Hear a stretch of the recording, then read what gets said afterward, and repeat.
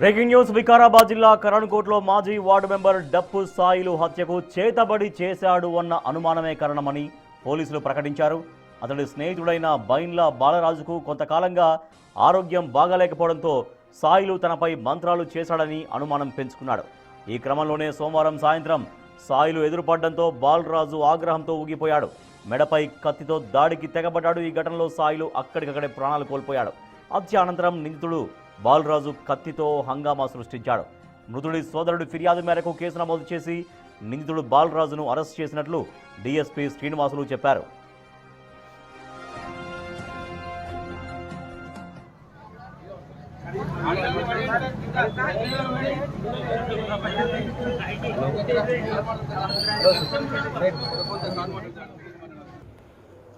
ఈ నేరస్తులైన బైన్ల బాలరాజ్ సన్నిపల్లి వెంకటప్ప 40 సంవత్సరాలు. ఇతను caste SC Madiga, Karankote village. ఇతను కత్తి తీసుకొని డప్పు సాయిలు 40 సంవత్సరాలు ఉంటుంది.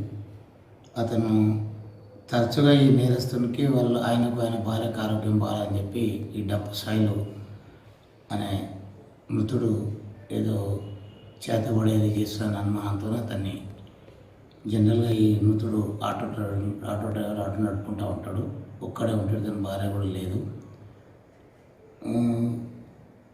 ఇతను ఆరోగ్యం బాగాలేనందుకు నేరస్తుడు నేనేదో మంత్రాలు చేస్తున్నా నెపంతో అనుమానంతో అతన్ని ఈరోజు సాయంత్రం 5 గంటలకు అతని కత్తితో వెనుకపాటున కొట్టడం జరిగింది తలకు. మృతుడు డప్పు సాయిలు అక్కడక్కడనే ఆ కత్తిన కొట్టిన గాయాలతో అక్కడ చనిపోవడం జరిగింది. డప్పు సాయిలు వాళ్ళ అన్న ఫిర్యాదు మేరకు డప్పు నర్సింగ్ ఫిర్యాదు మీద కేసు నమోదు చేసుకొని దర్యాప్తు చేస్తున్నాం. డెడ్ బాడీ పిఎంఈ నిమిత్తం గవర్నమెంట్ హాస్పిటల్ మార్చులో భద్రపరచమైంది. తర్వాత డీటెయిల్స్ చెప్తాం. అది ఇంకా అతని అనుమానం అంతే, పూర్తి ఎంక్వైరీ తెలుస్తుంది. అట్లాంటివి ఏం లేదు, ప్రజలు కూడా నమ్మద్దు కూడా అట్లాంటివి. ఎంతో సోఫిస్టికేట్ హాస్పిటల్స్ ఇవన్నీ ఉన్నాయి మనకు. ఏదో అనుమానం అంతే కానీ అటువంటి విషయాలు అయితే మా దృష్టికి అయితే రాలేదు.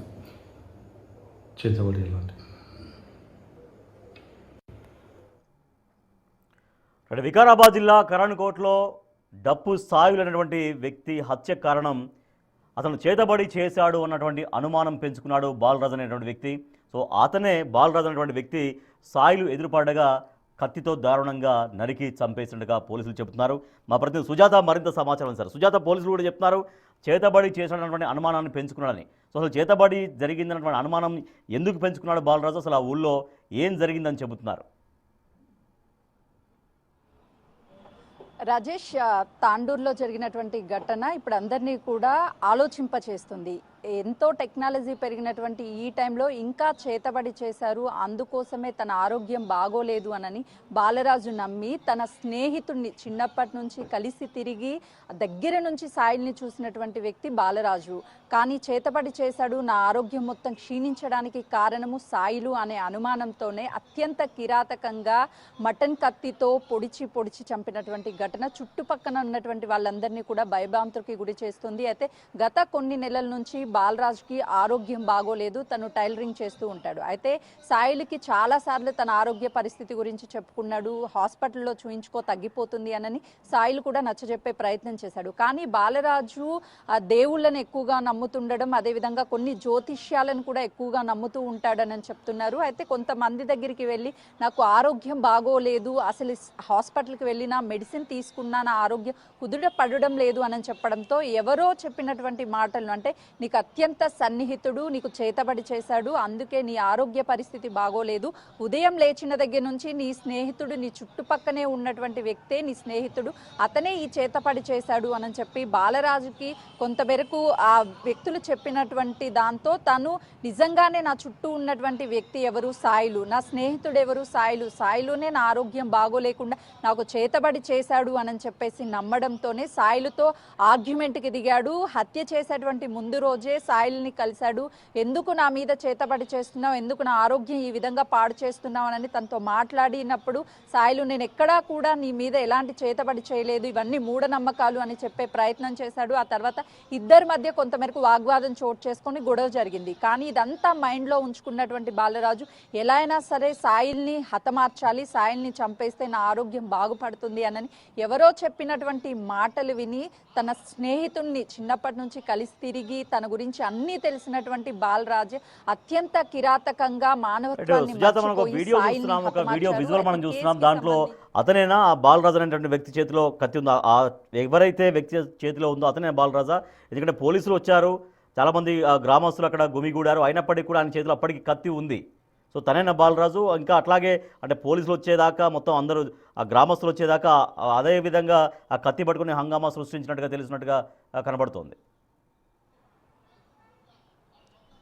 ఎగ్జాక్ట్లీ రాజేష్, మీరు విజువల్స్లో చూస్తున్నటువంటి వ్యక్తే బాలరాజు. ఎలా అయినా సాయిల్ని హతమార్చాలి అని చెప్పేసి వెంట తీసుకొచ్చినటువంటి కత్తితో ఆ చుట్టుపక్కన గ్రామస్తులు ఎవరైతే విలేజ్లో ఉన్నటువంటి వాళ్ళు కావచ్చు, అదేవిధంగా పోలీసులు అందరూ వచ్చినప్పటికి కూడా తన ఆ కత్తితో వీరంగం సృష్టిస్తున్నాడు. ఎవరైనా దగ్గరికి వెళ్తే చంపేస్తాను అని చెప్పేసి. కొంతకాలం నుంచి బాలరాజు మెంటల్ కండిషన్ కూడా సరిగ్గా లేదు కాబట్టి ఎవరు దగ్గరికి వెళ్ళి సాయిల్ని కాపాడే ప్రయత్నం చేయలేదు.